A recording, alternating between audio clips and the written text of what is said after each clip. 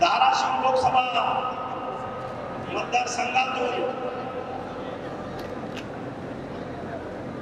प्रत्येक गावाच्या कानाकोपऱ्यातून ज्याला कडवट शिवसैनिक म्हणून असल्या उन्हातानात आज आपल्याला एका निर्णयाकडे येण्यासाठी सगळी कामं बाजूला ठेवून पेशंट हॉस्पिटलमध्ये तसाच सोडून या ठिकाणी उपस्थित आहे। या ठिकाणी व्यासपीठावर उपस्थित असलेले आमचे मार्गदर्शक माजी खासदार रवींद्र गायकवाड सर, आमचे आमदार साहेब ज्ञानराज चौगुले साहेब,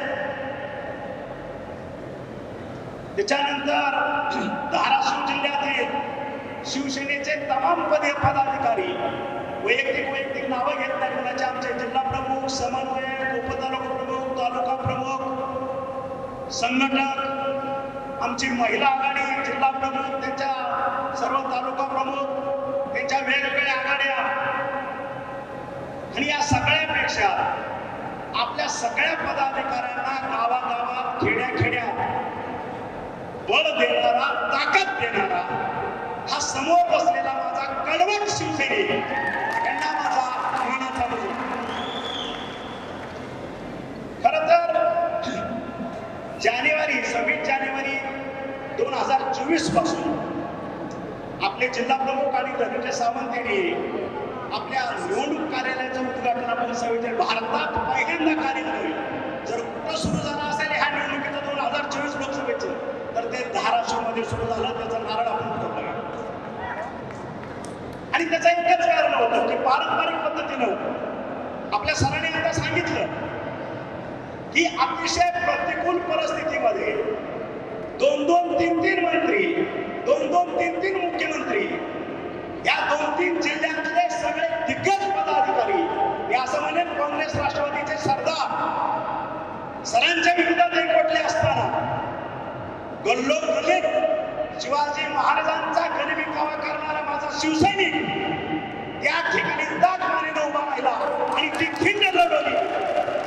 जय पराजय ह्याला आम्ही मानत नाही, तो होत असतो, येत असतो, जात असतो। त्यावेळ्या असल्या पराजयाने तो कुठल्या जयानं उन्माद होणाराही माझा शिवसैनिक नाही आणि पराजयानं खचणाराही माझा शिवसैनिक नाही, म्हणून हा शिवसैनिक आहे।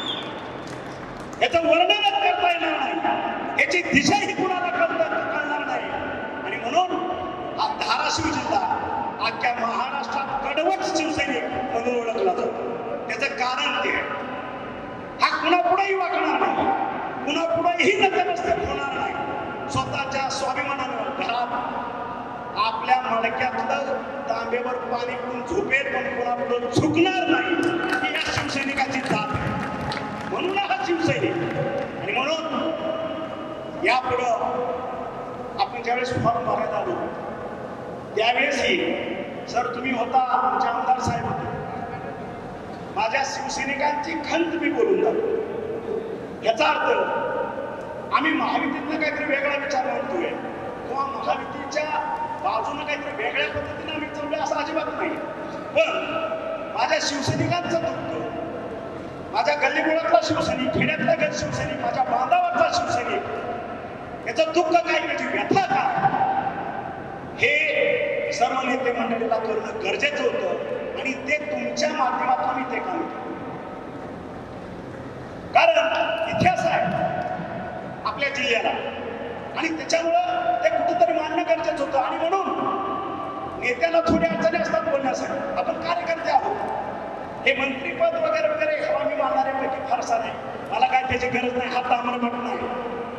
शिवसैनिक हे जे पद आहे त्या पदासारखं दुसरं मोठं कुठलंही पद नाही, हे बाळासाहेबांची शिकवण, आणि म्हणून बाळासाहेबांच्या शिकवणीतून 80% समाजकारण आणि 20% राजकारण हे आतापर्यंत 1988 पासून आतापर्यंत सावंत कुटुंब त्याच्याशी बांधिलकी दाखवतं आणि त्या पद्धतीने काम करतं।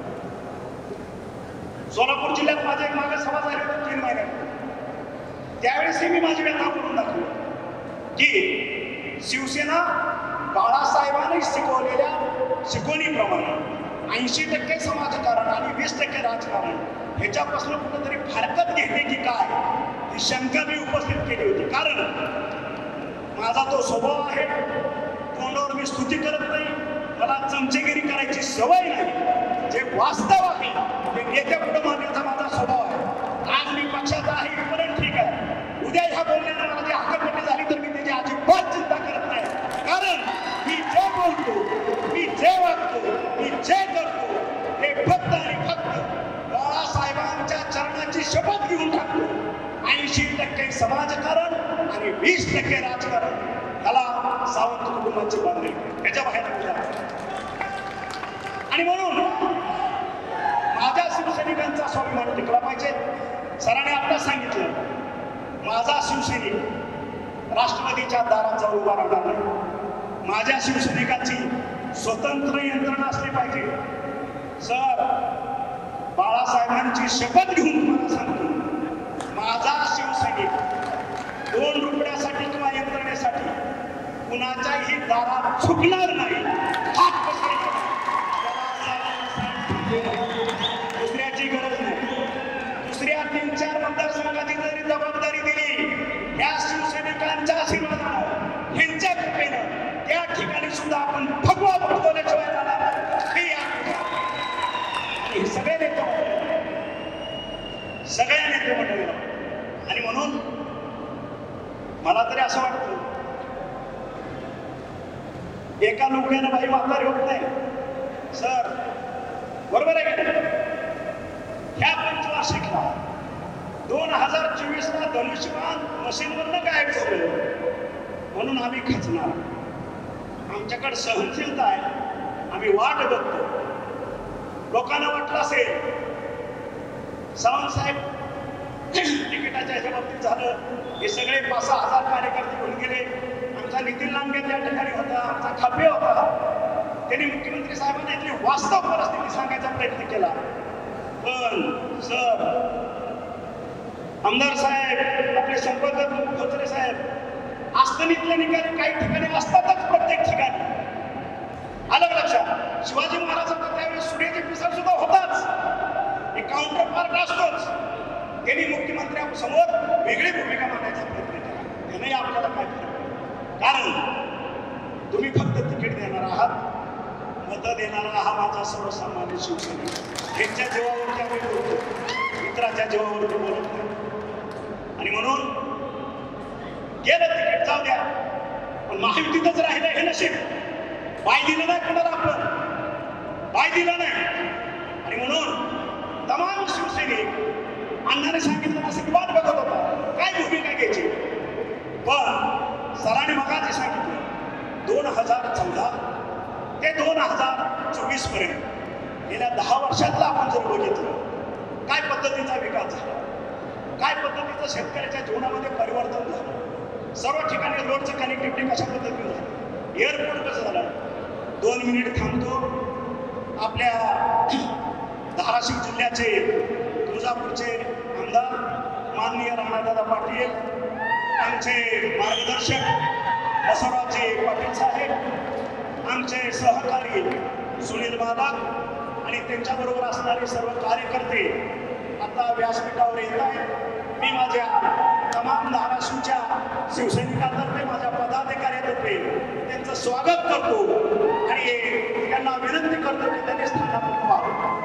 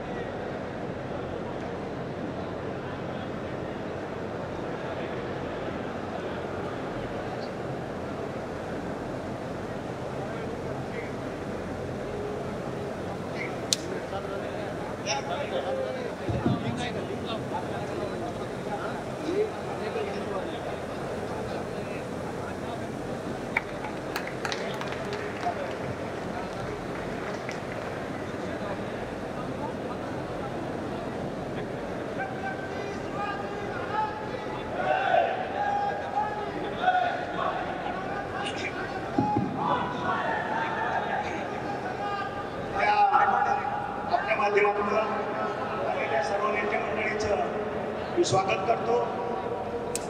जसं कीर्तन सांगताना ओवीचा आपण एक निरूपण करतो, असं थोडं ब्रेक होतं, पण माझं ब्रेक होणार नाही, कारण मी संप्रदाय म्हणतात परत त्या ओवीला जोडून माझी चिकाटी मी चालूच ठेवणार. आणि म्हणून जे आतापर्यंत आपण बघितलं भोगलं आणि त्याही फॉर्म भरायच्या वेळेस सर्व नेते मंडळींना मी अवगत केलं. ते कुणाला धमकी नव्हती किंवा काहीतरी आमची खतखत आहे असंही नव्हतं. अजितदादांनी आपल्या मीडियाला सांगितलं की सावंत साहेबांची ही खंत आहे, खतखत नाही, खंत आहे. आणि आमची खंत नेते मंडळी समोर आम्ही बोललंच पाहिजे, पण जोपर्यंत बोलत नाही तोपर्यंत नेते मंडळीला समजणार कसं की नेमकं शिवसेनेचं या ठिकाणचं दुखणं काय, आणि आम्ही तो दाखवण्याचा एक आपण प्रयत्न केला. आणि त्यानंतर मी आपले आमदार राणासाहेब, राष्ट्रवादीचे नेते उपमुख्यमंत्री अजितदादा यांनाही त्याच दिवशी स्टेजवरतीच कल्पना करते की माझा शिवसैनिक हा कडवट आहे, त्याच्या भावना दुखवलेल्या गेल्या आहेत. जोपर्यंत तुमच्या वरिष्ठ तीन नेते दादा आणि मी आपली बैठक होत नाही तोपर्यंत माझा शिवसैनिक प्रचारात उतरणार नाही, हे स्पष्ट. आणि मग मागच्या रविवारी तुम्हाला वाटलं असेल की सर फॉर्म मधले निघून गेले. आता हे वैयक्तिक कारण आहे, तुम्ही माझ्या कुटुंबातले आहात, तुम्ही माझा श्वास आहात, तुमच्याशी शेअर करायला काय हरकत नाही. ज्या दिवशी मी शनिवारी या फॉर्म भरायला शुक्रवारी आलो त्या दिवशी मला त्रास होत होता किडनीचा. मी थांबलो. मल्हार दादांचे पुत्र माझ्याकडे आले, त्यांना सांगितले की उद्या माझं ऑपरेशन आहे. आज मी फॉर्म भरायचा म्हणून आलोय, पण उद्या मला ॲडमिट होऊन मला ऑपरेशन करावं लागेल. मी तात्काळ गेलो. दुसऱ्या दिवशी जहांगीरला ॲडमिट होऊन माझं छोटंसं ऑपरेशन मी त्या ठिकाणी केलं.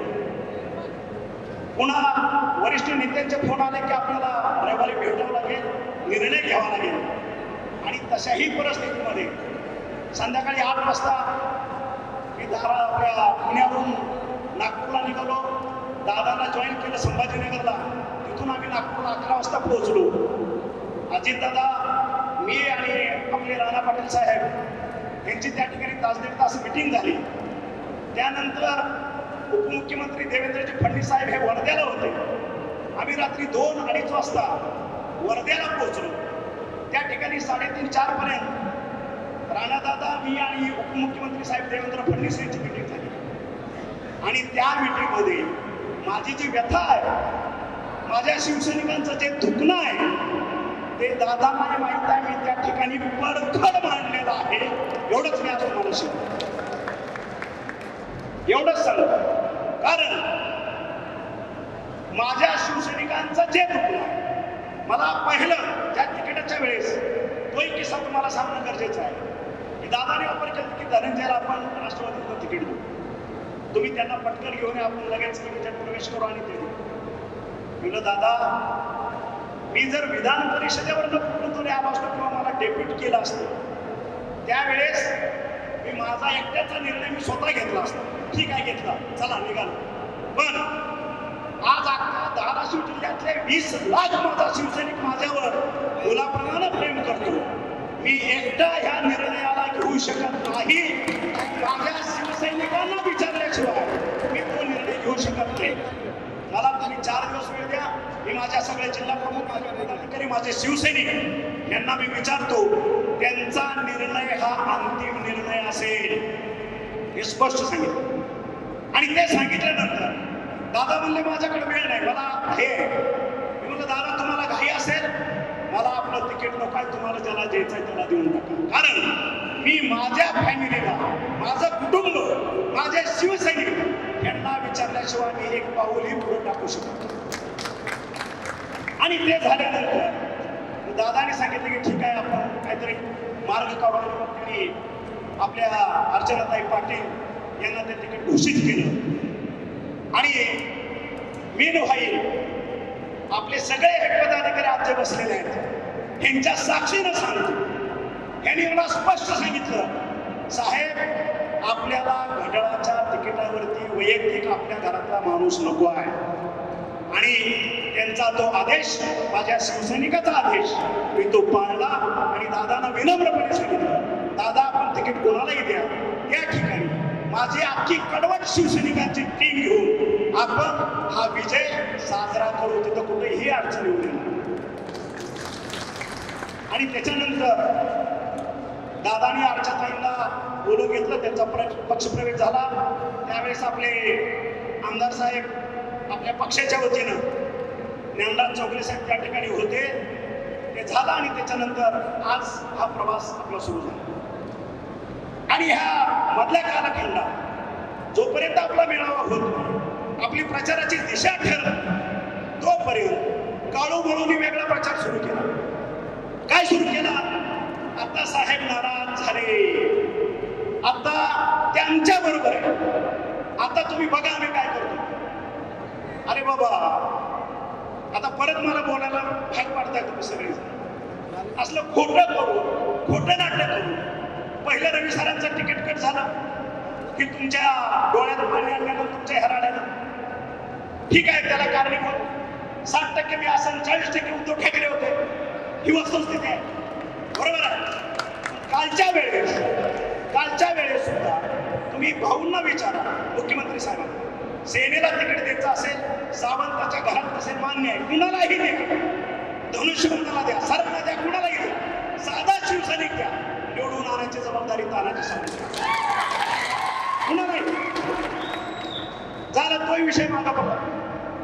आणि मग या काळूवळूला, राक्षसी वृत्तीला, ज्याला फक्त नरकासुरू ढाळण्याचीच सवय, आलं का लक्षात? मग त्यांनी काळीवास सुरूपणा केला. या शाखा प्रमुखाला फोन कर, त्या तालुका प्रमुखाला फोन कर आणि सांगायचं की नाही साहेब आमच्या बाजूलाच आहे, साहेब आता बघा आपण सगळे तुम्हाला आदेश येईल, आपल्या बाजूनच काम करायचं आहे. आणि म्हणून आज माझ्या तमाम शिवसैनिकांच्या माध्यमातून मी विचारू शकतो, हे माझ्यापेक्षा मार्गदर्शक सिनियर मंडळी आज व्यासपीठावर आहे. आमदाराचं काम काय, खासदाराचं काम काय, ग्रामपंचायतीच्या सरपंचाचं काम काय, तालुका पंचायतचा सभापती त्याचं काम काय, जिल्हा परिषदचा अध्यक्ष, उपाध्यक्ष, सभापती यांचं काम काय, हे घटनेत तरतूद केलेलं आहे. कोणी काय करायचं त्या ठिकाणी खासदार देशाच्या मुख्य खासदारातून तो प्रवेश करतो. संपूर्ण देशाच्या प्रश्नावरती बोलायचा त्याला अधिकार प्राप्त होतो.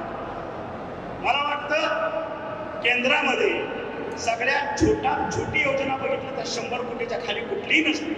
100 कोटी त्याला वरचा लिमिटच नाही. 5,000 कोटी, 10,000 कोटी, 50,000 कोटी, 1 लाख कोटी त्याला लिमिट नाही.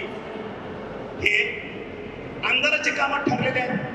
आपल्या मतदारसंघापुरतं, राज्याच्या हितापुरतं तो बोलू शकतो, काम करू शकतो. असं नाही की तो माझ्या ह्या मतदारसंघात नाही म्हणून विधानसभेत तो ह्याच मतदारसंघावरती प्रश्न विचारू शकतो. राज्याच्या कुठल्याही कानाकोपऱ्यात, चांद्यापासून बांधापर्यंत काय झालं तर त्या आमदाराला आपला आवाज सभागृहात उठवण्याचा अधिकार आहे, त्याला कोणीही रोखू शकत नाही. ही वस्तुस्थिती. आणि मग गेल्या 8 दिवसातलं 10 दिवसातलं मी भाषणं ऐकली काळूबळू समोर. आणि मला दुसरी नौटंकी तुम्हाला आठवत असेल 2019ला सुद्धा विधानसभेच्या वेळेस हे आमचा अजित काहीतरी पोरखेळ केला, त्याने कुठेतरी धक्काबुक्की केली, लगेच मारलं, चाकू हल्ला झाला आमदारावरती, चाकू हल्ला झाला, लगेच बँड्याच्या मग लगेच मीडिया, लगेच बातम्या. आपला मीडिया तर बसलेलाच आहे. शिवलं तर मला काय मागचं माहित नाही, आमच्या अजितनं काहीतरी करायला गेला तर भूल झाला. आता परत तसंच फॉर्म करायला गेलं, मुंबईचं एसीतलं बसलेलं ते इथं आलं आणि घोळ कुणाला आले, 42 डिग्रीमध्ये फिरणाऱ्या आमदाराला घोळ आले. आलो का दिवस गेले का काय? चक्कर कशाला आली? चक्कर याचं काय कारण आहे? आम्ही 60-60 वर्षाचे, 42-45 डिग्रीमध्ये आधी माझ्या हातात बेडगं द्या, फावडं द्या, खुडं द्या, मी काम करून दाखवतो. टाका द्या, नाही चक्कर येणार, मी पाणी बी मागणार नाही. असं हिंमत ये माझ्याबरोबर शेतात काम करायला, धर माझ्याबरोबर नांदो, आहे का तुझी हिंमत? बरोबर नुसता फॉर्म भरायला आला, त्याला चक्कर आली, झाली शिवपती. माझी खासदार काळूतला बाळू लगेच बघायला गेला हॉस्पिटलमध्ये, बऱ्या खाली तब्येत तुझी, लगेच मीडिया मीडिया लगेच मारतो. हे काय पद्धत आहे? म्हणजे ड्रामा करायची पद्धत. पण आता तमाम धाराशिव जिल्ह्यातला मतदार ह्या काळूबाळूच्या ड्रामागिरीला फसणार नाही. ही वस्तुस्थिती आहे. आता मी त्या मीरगव्हाणला आम्ही सगळे पाण्याचं बघायला गेलो. त्या ठिकाणी मी वस्तुस्थिती सांगितली. आता चुकीचं काय? मी काय बनवलं? माझ्या शब्दाचा विपर्यास केला की काळू असेल बाळू असेल यांचा शिवसेनेचा संबंध काय? साधा प्रश्न आहे. सर मार्गदर्शन करा, तुम्ही मार्गदर्शक आहात. यांचा शिवसेनेचा संबंध काय आमदार साहेब आहे का? हा काळू थोरला जे काय घडलं सगळ्या सहकारी संस्थांचे ह्याच्या बापानं नेलं वाट लावलं. तेरला बंद पडला, तिथलं भंगार विकलं. डीसीसी बँक ह्याच्या बापानं विकलं. बरोबर आहे. खापर राणादादाच्या पप्पावरती फोडलं. इतिहास सगळं मारून समजून घेतलं. बरोबर आहे. जे बाळूचा मी बाप काही दिवस चेअरमन होतात नाही तेरणीचा नव्हता का? मग तुम्ही काय दिवे लावले ह्या सगळ्याचं? आज आम्ही ह्या तेरणीमध्ये जसं ह्या सगळ्यांच्या माध्यमातून नेत्यांच्या मंडळीतून हा कारखाना बहरणातला मिळाला. आज व्हिजिट केली. केबल कॉपर लोखंड भंगार सगळं कापून नेलं होतं. काही शिल्लक नाही त्या ठिकाणी.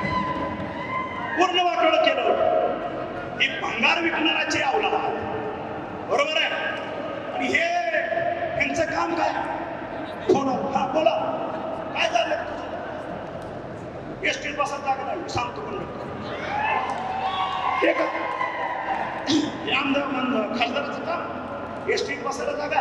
तुझी गाडी पंक्चर झाली मी माणूस पाठवून देतो. तुझ्या गाडीला इंजेक्शन द्यायचं आहे मी डॉक्टरला पाठवून देतो. मग ते जिल्हा परिषद तालुका पंचायतच्या सदस्याचं काम आहे.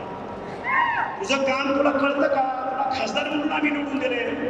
18 लाख जनतेचा प्रतिनिधी लोकसभेत पोहोचवण्यासाठी आम्ही जीवाचं रान केलं. या सावंत सरानं या शेतकऱ्यांच्या कष्टाची साखर गोडवलं होती. 7 लाख क्विंटल विकली भरवेत तुझ्यासाठी. आणि त्याच्यात तुला निवडून आणला. त्याच्यातनं तुला निवडून आणला. आणि मग मी जे बोलतो तू पहिलं काँग्रेसच्या लोकांना तुझा राजकीय बाप केला. नंतर उद्धव ठाकरेचा तुझा काही संबंध होता? सेनेचा काही संबंध होता? त्याच्यानंतर काही मंडळीला 14 ते 19 पर्यंत पकडला. त्याच्यानंतर शिवसेनेचा राजकीय बाप तुला तानाजी सावंत दिसला. सरळ आहे उभा आहे तुझा लुटू.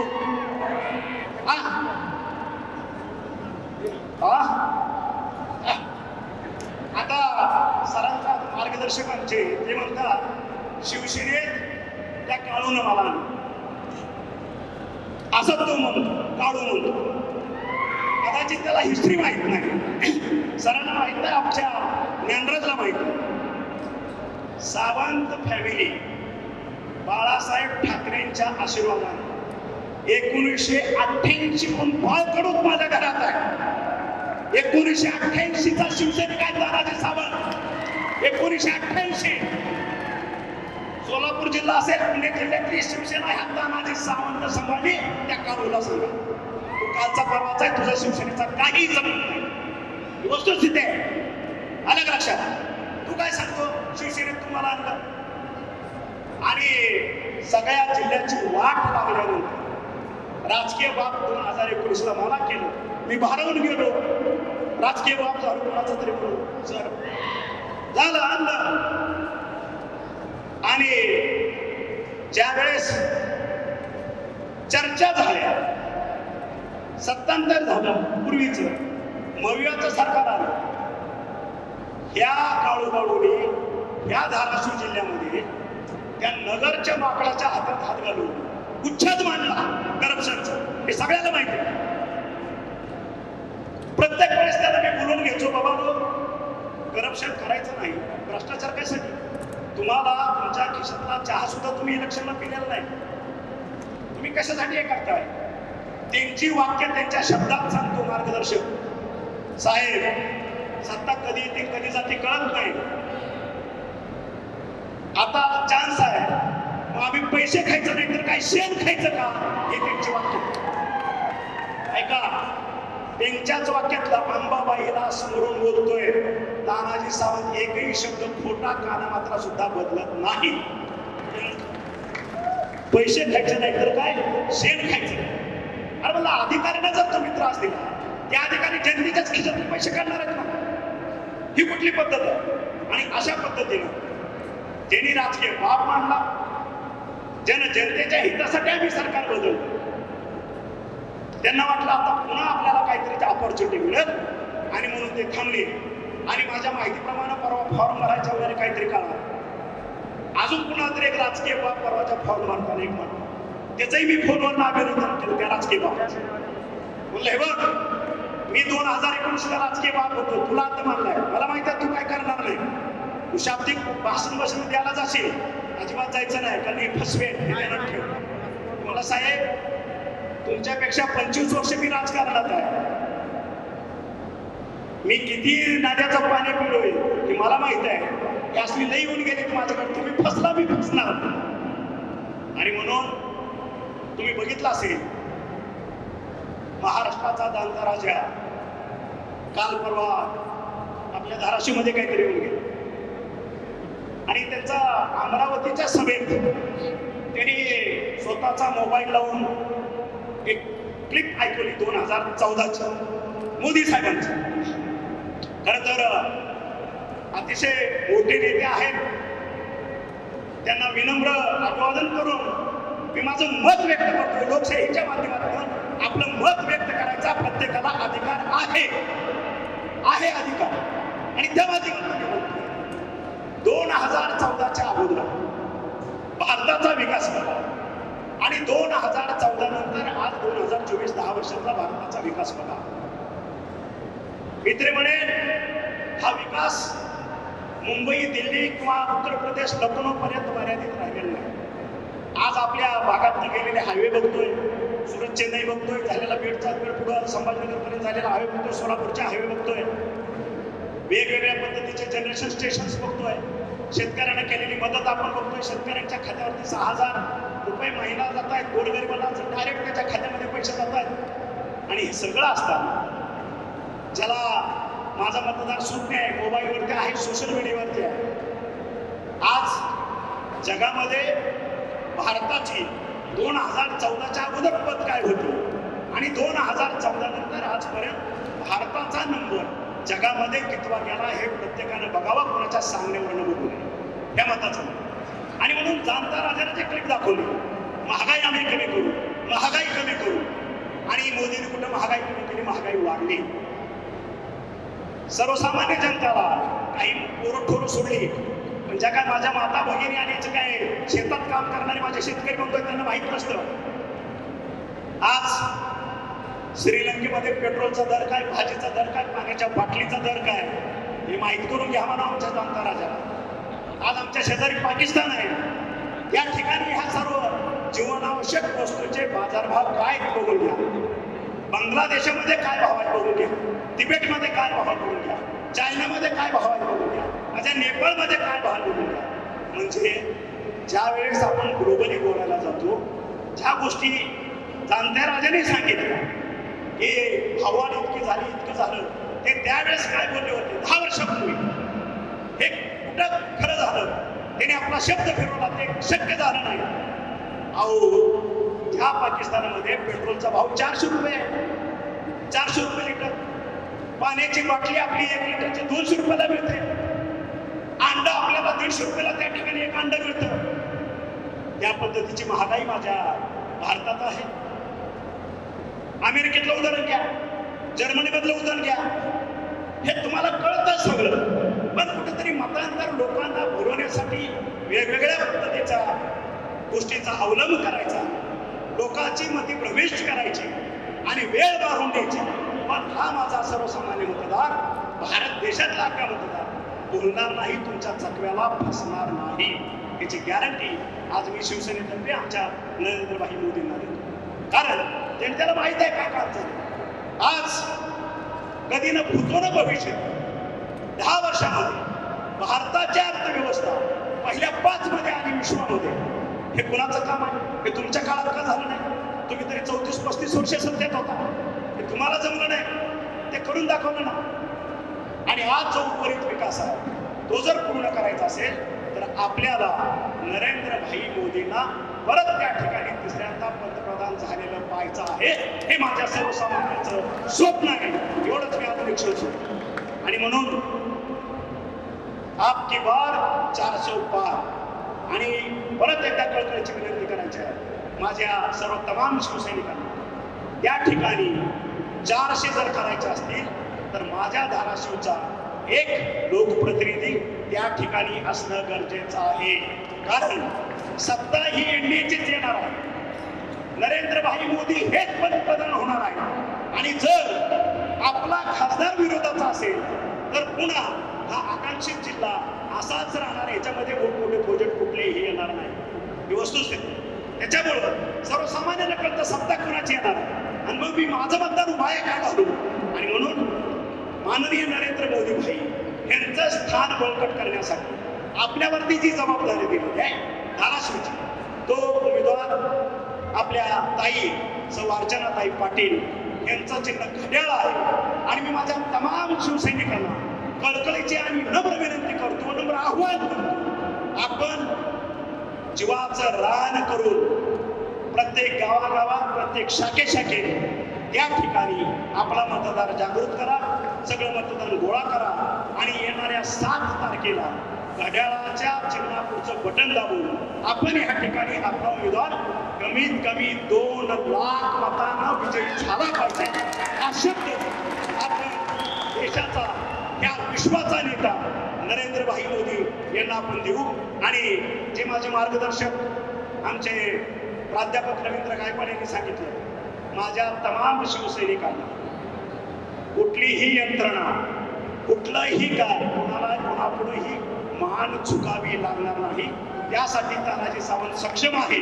त्यांनी आपले सगळे जिल्हा प्रमुख, आमच्या महिला आघाडीच्या प्रमुख, आपले तालुका प्रमुख, आपले समन्वयक यांच्या आजपासूनच मीटिंग होते. सगळी यंत्रणा कामाला 24 तासाच्या आत लागली पाहिजे. आणि गल्लीबोळा आपला प्रचार सुरू झाला पाहिजे. हे दृश्य मला 24 तासात दिसलं पाहिजे. एवढंच नम्र आवाहन करतो. आणि आजच्या पुरतो हे 2 शब्द संपवतो. जय हिंद, जय महाराष्ट्र.